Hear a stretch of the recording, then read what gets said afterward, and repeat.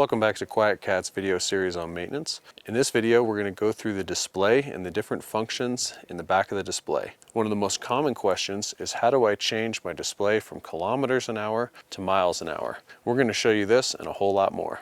So in order to get into the display, over on our control pad, we're going to double tap the I for info button. That's going to bring up our settings menu where we have our display settings or our information page. Our display setting is where we'll spend most of our time. Tap the I button again as your enter button, and now you see we can actually get in here and change some settings. The first one we see is the units. Of course, right now set to metric. Press I one time. Go ahead and use the up and down arrows to select between imperial and metric standards. Hit the I to lock it in and head on down. Brightness you can adjust to your personal preference. Sometimes guys riding at night like to take this down because it can get rather bright and affect your vision. The auto off is how long the bike will sit before it turns itself off. So if you park it, it will automatically shut down to save battery. You can adjust this based on your personal preference. Next is your default power mode. This comes standard in Eco Power. You can change it to power mode if you prefer. The power view simply changes the view so that you can know whether you're in power mode or you're in eco mode.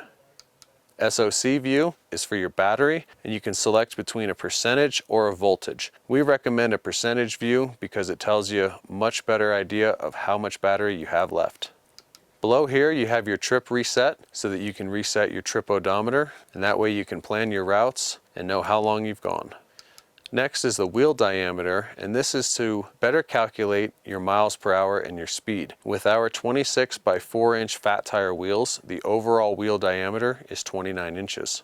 The speed limit is set at 20 miles an hour so that the bikes are legal as electric bicycles in the United States. If you have a 1000-watt version and you're on private land, you may change this to whatever you prefer. The AL sensitivity is the ambient light sensitivity, and you can change this so that it will change the brightness of your screen based on how bright the light is around you. You can set your own password to make sure that none of these settings are changed, and of course you can set the clock. Going to the back button, we come back to our settings menu. The next one is our information panel. If we come in here, we can get battery information, and we can also get a log of any error codes that are going on in the system. To exit the display, simply scroll down to exit, press the I button again, and we're back to our display.